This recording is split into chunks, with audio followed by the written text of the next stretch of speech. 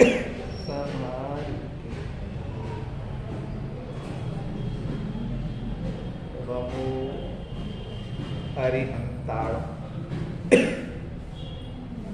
नमो सिद्धाणम नमो आयर्याण नमो गच्छाया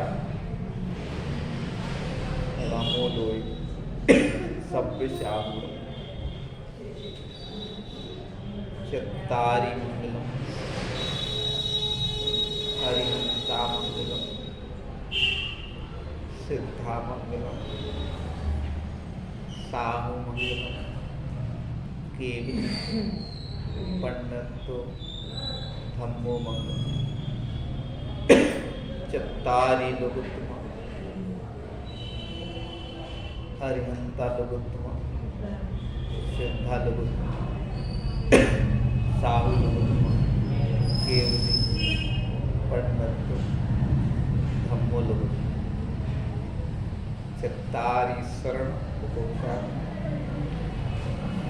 हरिहंते शरणं पवोज्ञान सिद्धे शरणं पवोज्ञान साहु शरणं पवोज्ञान केवली पंडितं धम्मं शरणं पवोज्ञान देवादिदेव आदिनाथ भगवान चिन शासन नायक महावीर स्वामी की आचार्य गुरु विद्यासागर जी महाराज समस्त आचार्य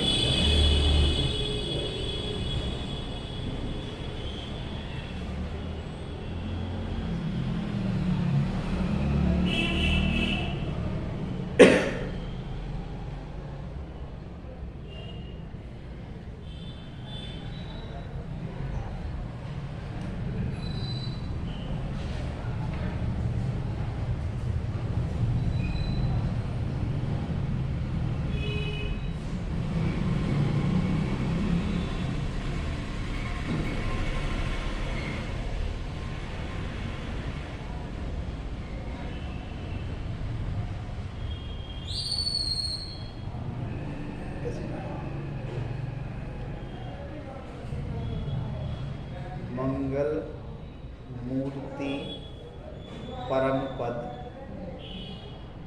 पंचधरो नित्य ध्यान हरो अमंगल विश्व का मंगलमय भगवान।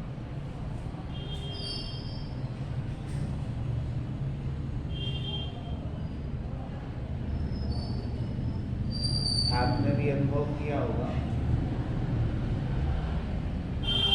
हम सबका जैसा मन होता है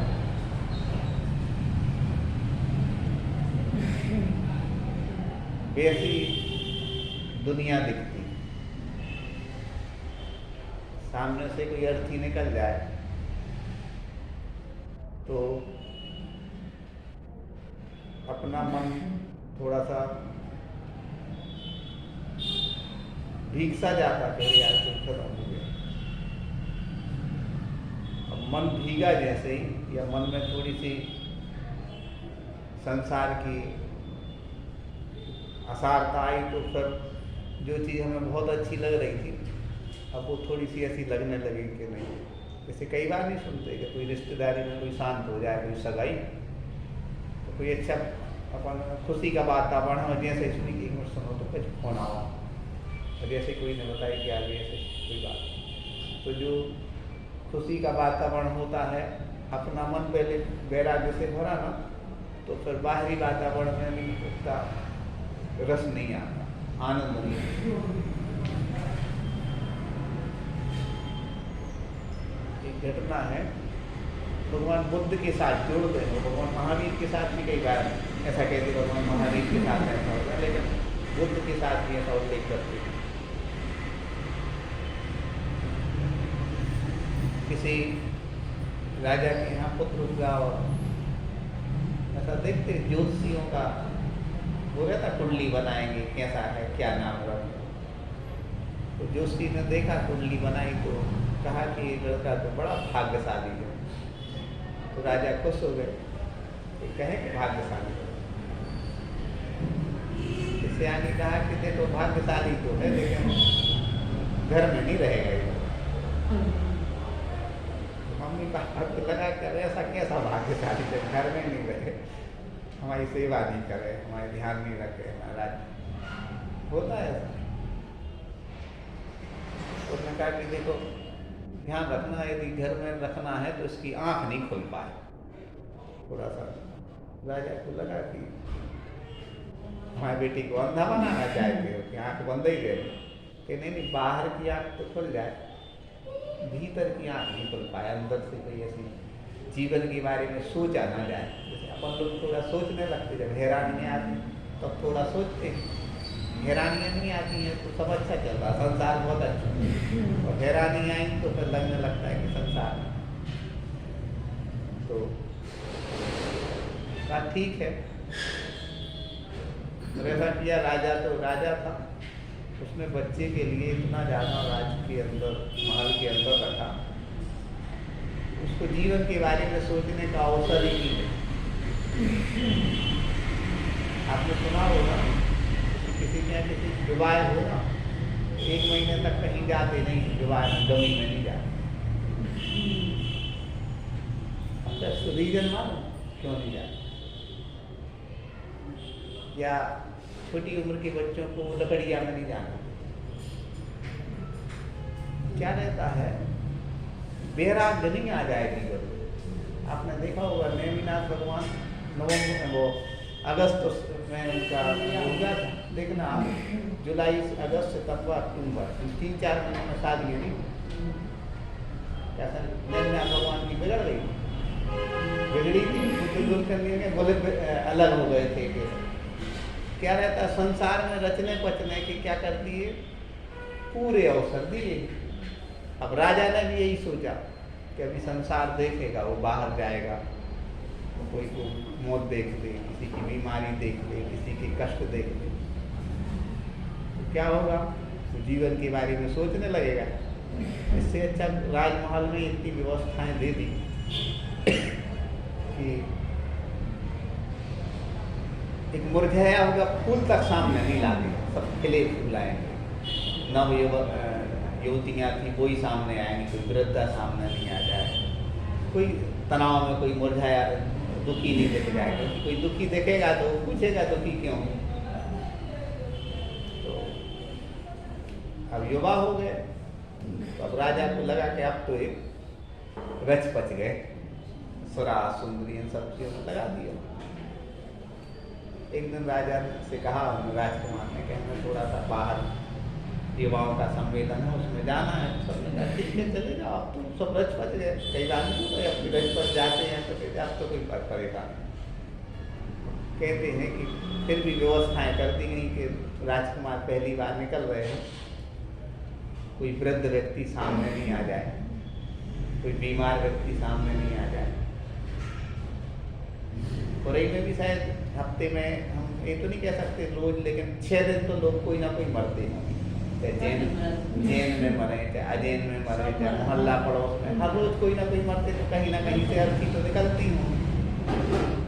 तो राजा ने भी क्या कर दिया, ऐसा आदेश करवा दिया कि अर्थी भी नहीं निकले उस समय, निकले तो खड़ी कर दी जाए, क्योंकि राजकुमार निकल रहे। जैसे ही अर्थी निकलेगी पूछ सकते हैं राजकुमार कहीं। और वास्तव में हुआ ये,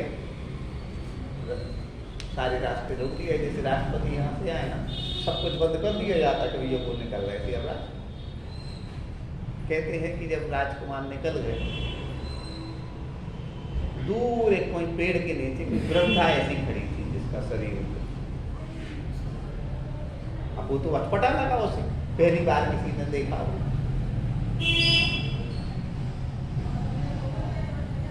सारथी से कहा कि सारथी रथ रोको, ये कौन किस टाइप का जीव खड़ा है।